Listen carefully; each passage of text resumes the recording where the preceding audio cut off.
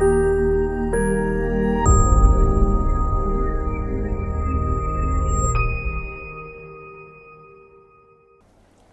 Namaha and welcome to Vakratunda Sanskrit classes by Sonali. I am Sonali with 10 plus years of experience and over 500 students here to make Sanskrit easy and exciting for you. पिछले video में हम लोगों ने देखा था कि grammar mistakes to be avoided in board exam 2025। आज हम उसी का प्रैक्टिस सेशन लेने वाले हैं, तो चलिए शुरू करते हैं। अभी तक अगर आपने चैनल को सब्सक्राइब नहीं किया है तो जल्दी से सब्सक्राइब कीजिए और बेल आइकन दबाना मत भूलिए ताकि आने वाली वीडियोस की जानकारी आपको तुरंत मिलती रहे। तो चलिए शुरू करते हैं आज का प्रैक्टिस सेशन। तो सबसे पहले हम लोग देखने वाले हैं भाषिक कार्यम, ठीक है, और उसमें सबसे पहला टॉपिक है कर्तृपद। जैसे कि आप स्क्रीन पे देख रहे हैं कि सत्यबलेन तस्य चक्षुः प्रतिष्ठितम अभवत् अस्मिन् वाक्ये कर्तृपदम किम। तो कर्तृपद मतलब होता है कर्ता यानी सब्जेक्ट, जो हमेशा प्रथमा विभक्ति में होता है। तो आपको इस चीज़ का ध्यान रखना है कि चाहे कितना भी बड़ा या कितना भी छोटा सेंटेंस हो, आपको उसमें देखना है कर्तृपद जो हमेशा प्रथमा विभक्ति में होता है। तो यहाँ पे आप देखेंगे कि प्रथमा विभक्ति में आप यहाँ पे आया है चक्षुषुः ये पद, तो ये हो गया इसका आंसर चक्षुषुः। यहाँ पे लिख देते हैं।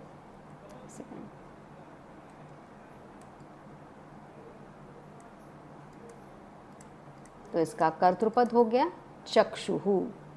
जनाः तम देशम आयन्ति स्म, ये सेकंड सेंटेंस है।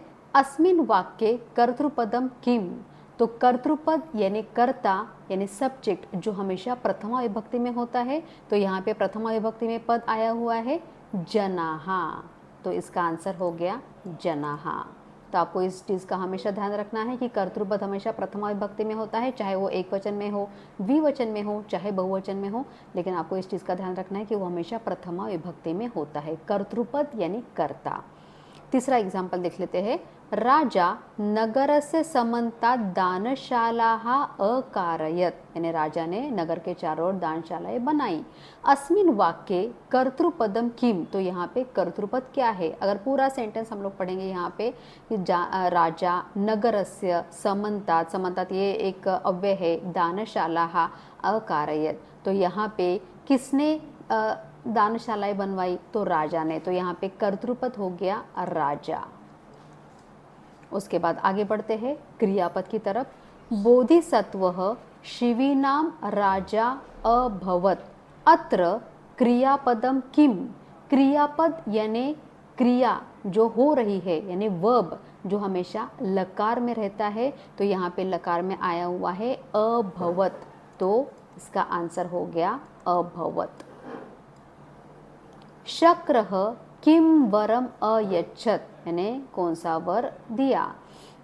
अत्र क्रियापदम किम, क्रियापद जो हमेशा लकार में आता है, वो चाहे किसी भी लकार में आए, लट लकार, रुट लकार, लंग लकार, लोट लकार या विधिलिंग लकार, तो यहाँ पे लकार में आया हुआ है अयच्छत्, तो यहाँ पे आंसर हो गया अयच्छत्। तो ये हो गया इसका आंसर।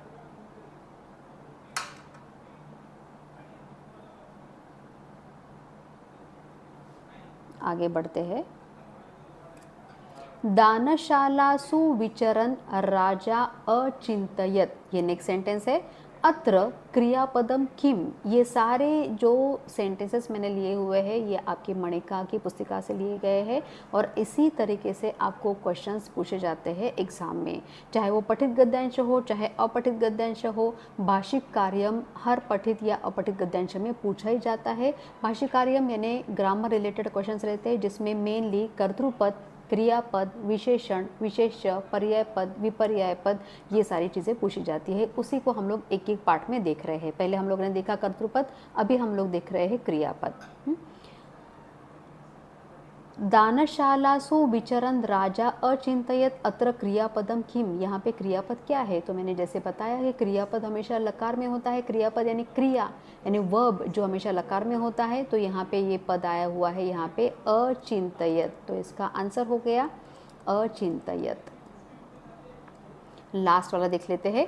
अभीष्ट वस्तूनि प्राप्य याचकाः संतुष्टाः आसन। अत्र क्रियापदम किम, यहाँ पे क्रियापद क्या आया हुआ है, तो क्रियापद यानी क्रिया वर्ब जो हमेशा लकार में होता है, तो यहाँ पे आया हुआ है आसन यानी थे, संतुष्ट थे, तो इसका आंसर हो गया आसन। चलिए आगे बढ़ते हैं। आगे बढ़ते हैं विशेषण और विशेष्य की तरफ। शीतला छाया अनयोः पदयोः विशेष्य पदम किम। विशेष्य पद और विशेषण, विशेषण यानी एडजेक्टिव, ठीक है, और विशेषण और विशेषक को पहचानने की एक खास ट्रिक है, दोनों ही चीज़ें यानी दोनों ही पद जो है वो एक ही लिंग में, एक ही वचन में और एक ही विभक्ति में होते हैं, उसी को हम लोग बोलते हैं विशेषण और विशेषक की पेयर। जैसे अभी शीतला छाया, ये दोनों ही पद, छाया शब्द है तो आकारांत स्त्रीलिंगी शब्द है और स्त्रीलिंगी है, इसलिए शीतल को भी हम लोगों ने वैसे ही बना दिया है शीतला, तो शीतला छाया। तो यहाँ पे बहुत सारे बच्चे यहाँ पे गड़बड़ कर बैठते हैं कि जहाँ पे विशेषण पूछा रहता है वहाँ पे विशेष्य लिख के आ जाते हैं, जहाँ पे विशेष्य पूछा रहता है वहाँ पे विशेषण लिख के आ जाते हैं। तो आपको क्वेश्चन को ध्यान से पढ़ना है कि पूछा क्या है, विशेषण पूछा है या विशेष्य पूछा है। जैसे यहाँ पे शीतला छाया अनयोः पदयोः, इन पदों में विशेष पद क्या है, विशेष पदम किम, तो यहाँ पे विशेष पद है छाया। कैसी छाया, तो शीतल छाया, तो शीतला हो गया विशेषण और छाया हो गया विशेष्य, और विशेष्य पद पूछा गया है तो इसके लिए इसका आंसर होगा छाया। नेक्स्ट वाला देखते हैं। दुग्ध धवलाः पक्षाः अस्मिन् वाक्ये किम विशेषण पद। अभी यहाँ पे एडजेक्टिव के बारे में पूछा गया है। पक्षाः मतलब पंख, कैसे, दुग्ध धवलाः यानी दूध के जैसे सफ़ेद, तो कैसे पंख, तो दूध के जैसे सफ़ेद पंख, तो यहाँ पे विशेषण यानी एडजेक्टिव हो गया है दुग्ध धवलाः। विचित्रा खलु दैवगतिः अत्र विशेष्य पदम किम अस्ति। अभी यहाँ पे विशेष्य पद पूछा गया है, विशेषण पद नहीं, तो विशेषण और विशेष्य दोनों एक ही लिंग वचन विभक्ति में होते हैं, उसी को हम लोग विशेषण और विशेष्य की पेयर कहते हैं। तो यहाँ पे अभी विचित्रा और दैवगति ही, तो दैवगति कैसी, तो विचित्रा, तो विचित्रा हो गया विशेषण और दैवगति हो गया विशेष्य, तो यहाँ पे आंसर आएगा दैवगति ही। ज्वालामाला कुलाः अश्वाः यानी जले हुए अश्व घोड़े।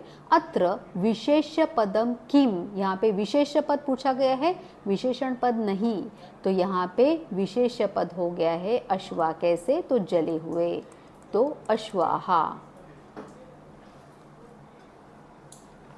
नेक्स्ट देखते हैं पर्याय पद और विपर्याय पद। पर्याय पद यानी सिनोनिम्स और विपर्याय पद यानी एंटोनिम्स। तो हा दग्धाः मे घोटकाः कथम रक्षणीयाः, यानी जले हुए मेरे अश्वों को, घोटक मतलब क्या, अश्व, कैसे बचाया जाए, ऐसे उनका कैसे रक्षण किया जाए, इसका मीनिंग है। तो वाक्येस्मिन् अश्वाः इत्यर्थे किम पदम प्रयुक्तम, तो इस वाक्य में अश्वाः इस अर्थ में कौन सा पद प्रयुक्त किया गया है। तो अभी देखिए यहाँ पे घोटकाः, इसके लिए आपको शब्दार्थ लर्न होना बहुत ज़रूरी है, तो आप ये क्वेश्चन बहुत अच्छी तरीके से सॉल्व कर पाएंगे। तो यहाँ पे अश्वाहा का पर्याय पद जो है इत्यर्थे, पर्याय पद, पर्यायवाची, एतद अर्थम, इन सब का मतलब होता है सिनोनिम्स। तो यहाँ पे अश्वाहा का सिनोनिम्स हो गया है घोटकाः, तो इसका आंसर है घोटकाः। मेषः महानसं प्रविश्य यत् पश्यति तद् भक्षयति। अत्र निर्गत्य पदस्य किम विलोम पदम प्रयुक्तम। निर्गत्य मतलब निकल जाना और प्रविश्य मतलब प्रवेश करना, तो यहाँ पे विलोम पद पूछा गया है, तो इसका आंसर है प्रविश्य यानी प्रवेश करके, जो देखता था वो खा लेता था। अर्थिनः तु धनलाभ मात्रेण संतोषं भजन्ते। अत्र परितोषः अस्मिन् अर्थे किम पदम प्रयुक्तम। देखिए आप पर्याय पद भी किस तरीके से पूछा गया है। जो पर्यायवाची शब्द है वो हम लोग ने देखा अस्मिन अर्थे, एतद अर्थम, इत्यर्थे, ऐसे अलग अलग टाइप से आपको पूछा जाता है जिसका मतलब होता है सिनोनिम्स। बहुत सारे बच्चे उसमें कंफ्यूज हो जाते हैं कि इत्यर्थे आया मतलब उसका मतलब क्या है, या एतदर्थम आया इसका मतलब क्या है, या अस्मिन अर्थे अगर आया तो इसका मतलब क्या होता है, ढूंढना क्या है, या आंसर कैसे निकालना है। तो इन सब का मतलब होता है पर्याय पद। इत्यर्थे या अस्मिन अर्थे, एतद अर्थम, पर्याय पदम, पर्यायवाची, इन सब का मतलब होता है सिनोनिम्स। ठीक है, तो अभी यहाँ पे देखिए परितोषः अस्मिन अर्थे किम पदम प्रयुक्तम, तो यहाँ पे परितोषः यानी सेटिस्फैक्शन, संतोष होना या खुश होना, तो उसके लिए या पर्याय पद आया है संतोषम। आगे बढ़ते हैं। शतयोजनपर्यन्तं शैलानां पारं च द्रष्टुं समर्थः भव, यानी सैकड़ों योजन तक तुम देखने के लिए समर्थ हो जाएगा, कैपेबल हो जाओगे, ऐसा वर दिया था और राजा को। अत्र असमर्थः अस्य विलोम पदम किम प्रयुक्तम, विलोम पद विपरीतार्थक, इसका मतलब होता है अपोजिट या एंटोनिम्स। तो अभी यहाँ पे असमर्था का एंटोनिम्स हो गया है समर्थः। चलिए आगे बढ़ते हैं। प्रसंगानुसारम शुद्धम अर्थम चिनुत, ये आपको ये पूरा का पूरा क्वेश्चन आपको शब्दार्थ के ऊपर बेस्ड रहता है। ये आपको 4 मार्क के लिए एग्जाम में आता है और इसके लिए आपके शब्दार्थ लर्न होना बहुत ज़रूरी है। अगर आप ये शब्दार्थ लर्न नहीं होंगे तो आप ये क्वेश्चन सॉल्व नहीं कर पाएंगे। तो आपको ध्यान रखना है कि प्रसंगानुसारम शुद्धम अर्थम चिनुत, ये वाला क्वेश्चन जो है ये पूरा का पूरा वर्ड मीनिंग्स के ऊपर बेस्ड है, इसलिए आपको हर चैप्टर के पीछे जो वर्ड मीनिंग्स दिए हैं वो आपको अच्छे से पढ़ के जाना है। यहाँ पे मैंने एग्जांपल्स लिए हैं, अभी ये देखते हैं। आचार्यात पादम आदते, यानी आचार्य से यानी कोई भी शिक्षक से हम लोग कितना सीखते हैं या कितना विद्या ग्रहण करते हैं, तो 1/4। तो यहाँ पे पादम का अर्थ हुआ है 1/4। इसके लिए इन्होंने ऑप्शंस भी देके रखे हैं यहाँ पे, श्लोकस्य पंक्तिम, चरणम और चतुर्थांशम। तो इसका आंसर है चतुर्थांशम। पादम का अर्थ होता है 1/4 यानी चतुर्थांशम। एकदा राजा सरोवरस्य समीपे विहरति, अभी सरोवरस्य के नीचे अंडरलाइन किया है और इसका हम लोगों को पर्याय पद ढूंढना है या शुद्ध अर्थ चुनना है। तो इसके लिए ऑप्शन दिए हैं नगरस्य, तडागस्य और नद्याः। अभी सरोवरस्य इसका पर्यायवाची शब्द है तडागस्य, तो इसका आंसर होगा तडागस्य। आपत्काले सरांसी त्यक्त्वा दूरम व्रजसी, यानी संकट के समय सरोवरों को त्याग कर तुम दूर जाते हो, दूरम व्रजसी। अभी व्रजसी के नीचे अंडरलाइन किया हुआ है और इसके लिए आपको 3 ऑप्शन दिए हैं, वदसी, गच्छसी और भजसी। तो व्रजसी यानी जाते हो, तो यहाँ पे जाते हो के अर्थ में आया है गच्छसी, तो इसका आंसर है गच्छसी। तो लास्ट वीडियो में हम लोगों ने भाषिक कार्यम पे एक्सप्लेनेशन देखा था और इस वीडियो में हम लोगों ने उसके एग्जाम्पल्स देखे कि इसको कैसे सॉल्व करना है और कौन सी मिस्टेक्स आपको अवॉइड करनी है। तो आपको ये वीडियो पसंद आया होगा तो लाइक बटन दबा दीजिए और आप और किस विषय में वीडियोस देखना चाहेंगे ये भी मुझे कमेंट सेक्शन में ज़रूर बताइए। तो मिलते हैं नेक्स्ट वीडियो में। पुनर्मिलामः।